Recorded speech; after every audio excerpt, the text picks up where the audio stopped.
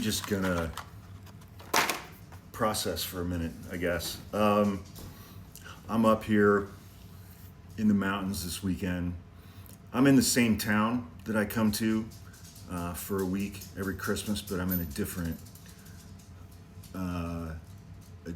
cabin, I guess you would say. Well, it's not really a cabin; it's a house, but it's designed like a cabin. Um, and like I was just sitting outside, kind of looking at the house last night in the dark with the lights on, and was texting with my brother, and I was just. So I come up for a week every Christmas. I've done that, I think, for the last 3 years. I always stay at the same place. Um, and I was thinking about when I was here 7 months ago and how that trip went. Not great, Bob.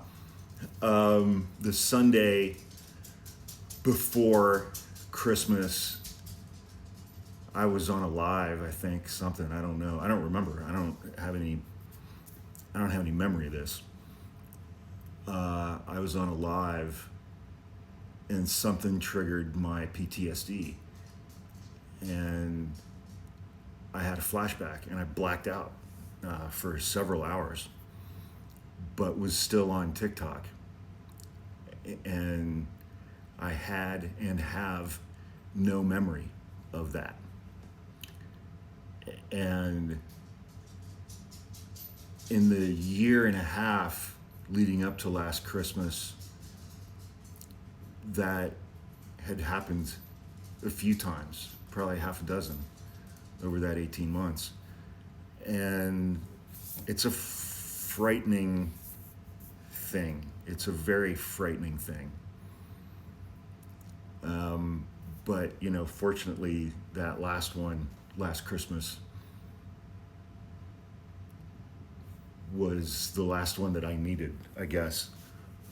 As I came back in January, I found an excellent, very talented therapist, a trauma specialist, who is, she and I are really a perfect fit, and I've been working really hard it's individual weekly therapy, and I show up in person and we do our appointments and stuff in person. And I also joined a men's group around that same time, and that's been incredibly beneficial as well. And I've worked really, really, really hard on this stuff over the last 7 months. And it's like when I come back here, that's always in the back of my mind. Is that going to happen again when I'm alone, unsupervised, basically, here in a strange place with the dogs? Is something going to trigger me again? It's a really terrifying thing when that happens. And like, I woke up the next morning and I had absolutely no idea what had occurred. I had, I don't know, 200 or 300 text messages from people, including my brother, and he was really concerned about me. And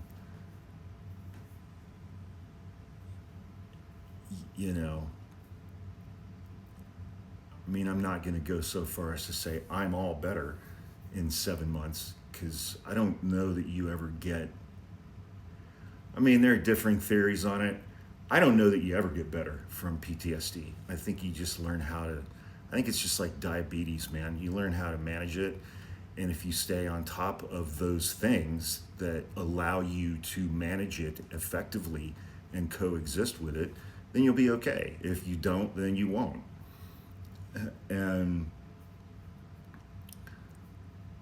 But and I was a little concerned coming up here this weekend, just because I was so completely exhausted from the last month. Just completely drained in every way that you can imagine.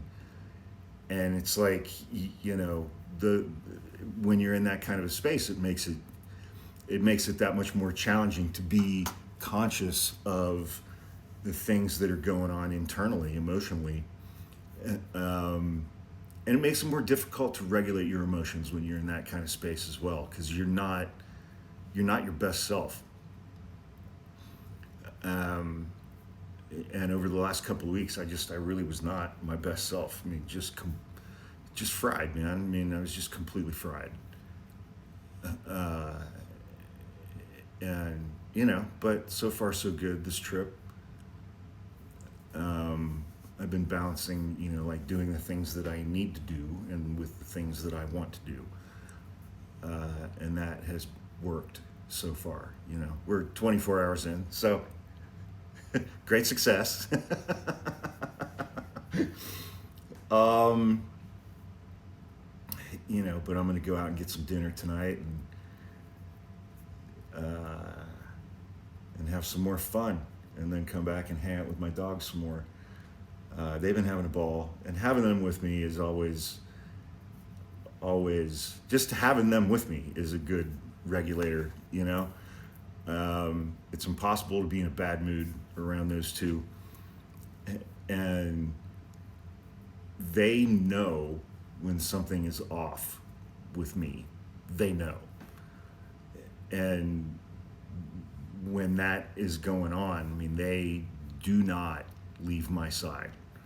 They do not leave my side. And that's always a good reminder, too, when they're just completely and totally up my ass, that I may need to check in with me and see what's what. But this has just been such a wonderful little getaway. I mean, I got up and did my walk this morning. We went to bed early last night. I got to see the giant sequoias this morning. Then I went and got a big breakfast, came back, took a nap for 2 hours with the dogs, and took them for a long walk, and then came back and we took another nap for 2 hours. It was fantastic. It's just the ideal Saturday, up here at 6,000 feet elevation in the Sierra Nevada mountains. And it's a beautiful summer day up here today. There's just not a cloud in the sky. It got up in the low 80s, I think, which that kind of heat is just egregious to me, and utterly intolerable. But that's just me. But it's been a wonderful trip so far, and it's given me a lot of time to think about a lot of things, and to really just really reflect on where I'm at now versus where I was right before last Christmas. And my brother used the word shift. He's like, there's been quite a shift. And I was like, I think that's kind of an understatement. But it's been a lot of really, really hard work. It's been a lot of really hard work, a lot of extremely uncomfortable work, but a lot of incredibly valuable work. And I'm really looking forward to continuing with all of that stuff from here on out. So,